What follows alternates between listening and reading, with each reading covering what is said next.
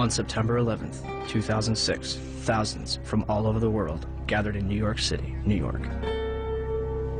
They wore black shirts, reading Investigate 9/11, and held banners that read, "Ask questions, demand answers." This day marked the 5th anniversary of the terrorist attacks of September 11th, 2001. Although the 9/11 Commission report had been published over 2 years prior, many Americans and citizens worldwide remained convinced that the truth was being withheld from the public.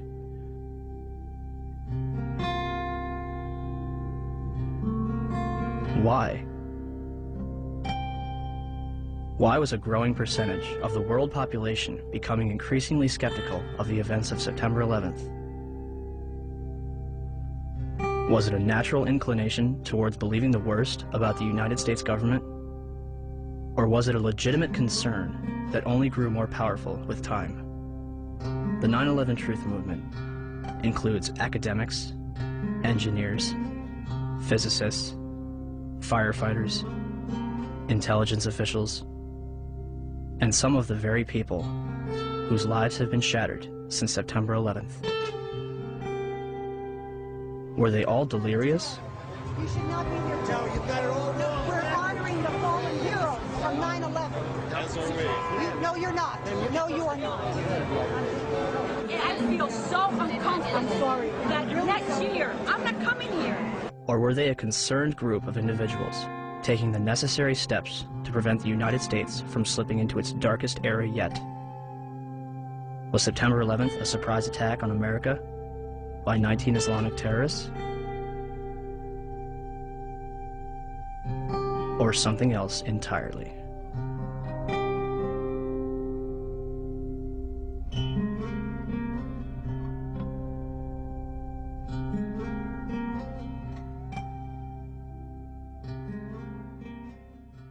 George Bush has spent an uncomfortable day with his people trying to explain away why he failed to pass on warnings the White House had received before September the 11th that terrorists were planning to hijack American aircraft. What happened that day has cast a shadow over just about every area of American life. Now one of the country's best-known journalists has said that the American response to the so-called war on terrorism has created a climate of effective censorship in a land claiming to be the home of free speech. There's never been an American war, small or large, in which access has been so limited as this one. The belief runs so strong in both the political and military leadership that those who control the images will control public opinion. Does it suggest that there was somebody on the inside? He kind of compared it to the Godfather story, you know, where the gun was placed in the men's room. There is also a possibility this could be some kind of inside job. May it have been an inside job? Might these people have gotten help from the inside? I was speculating about that along with others early this morning, but now there's a lot more evidence that suggests it's almost certainly the case. It's an obscene comparison. I'm not sure I like it, but you know, there was a time in South Africa that people would put flaming tires around people's necks if they dissented. The fear is that you'll be necklaced here. You'll have a flaming tire of lack of patriotism put around your neck. Now, it's that fear that keeps journalists from asking the toughest of the tough questions and to continue to bore in on the tough questions so often. People let us stay out of our business. A country that hides something is a country that is afraid of getting caught. And in particular, this Bush administration, who is as tight with Saudi Arabia as you can get. I know the right question, but you know what? This is not exactly the right time to ask it. The president's father used to stay with the bin Laden family when he would go to Saudi Arabia. It starts with a feeling of patriotism within oneself. In the past, though, the FBI has sometimes made problems worse by ignoring or denying them. FBI management intentionally and repeatedly thwarted and obstructed my attempts to launch a more comprehensive investigation to identify and to neutralize terrorists. They realize what an entertainment-oriented society ours has become. To the families and victims, of September 11th. On behalf of John Vincent, Barry Carmody, and myself, we're sorry. And, I want to say quietly, but as forcefully as I can, that I hope this doesn't go any further. It's gone too far already. I am appalled by it.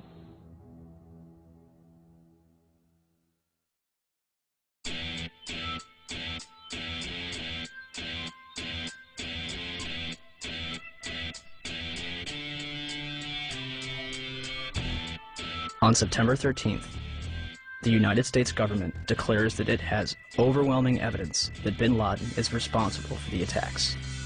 The Taliban offers to hand over Osama bin Laden if the United States can provide evidence. Our position in this regard is that if America have evidence and proofs, they should produce it, and we are ready for the trial of Osama bin Laden in the light of evidence. Are you willing to hand Osama bin Laden to the United States or no? No. Without evidence, no. September 23rd, 2001. States. The Secretary of State said the administration would soon be able to document its case in public against the Al-Qaeda network and Osama bin Laden. And I think it'll be persuasive. By the next day, the White House was already backpedaling. But is there any plan to present public evidence so that, the average citizen, not just Americans, but people all over the world, can understand the case against bin Laden? I think as Secretary Powell said, there's hope to do that and to do so in a timely fashion over some course of time. But I think the American people also understand that there are going to be times when that information cannot immediately be forthcoming, and the American people seem to be accepting of that. It seems as though you're asking everyone to trust you. This information has yet to be provided to the public. Instead of taking credit, bin Laden denies involvement in the attacks 3 times. December 13th, the Department of Defense releases a videotape allegedly discovered in a house in Jalalabad, Afghanistan. Osama bin Laden describes the attacks along with Khaled al-Harbi. American mainstream media and even President Bush would portray this videotape as absolute proof of his guilt. International establishments question the authenticity of the tape. December 26th, 2001. A Taliban official claims that he has attended the funeral of Osama bin Laden. The next day, a video believed to be recorded on November 19th is broadcast, in which bin Laden praises the attack, but takes no responsibility. The next bin Laden video would not appear until October 29th, 2004, days before the presidential election. The video is described as the clearest claim of responsibility for 9/11.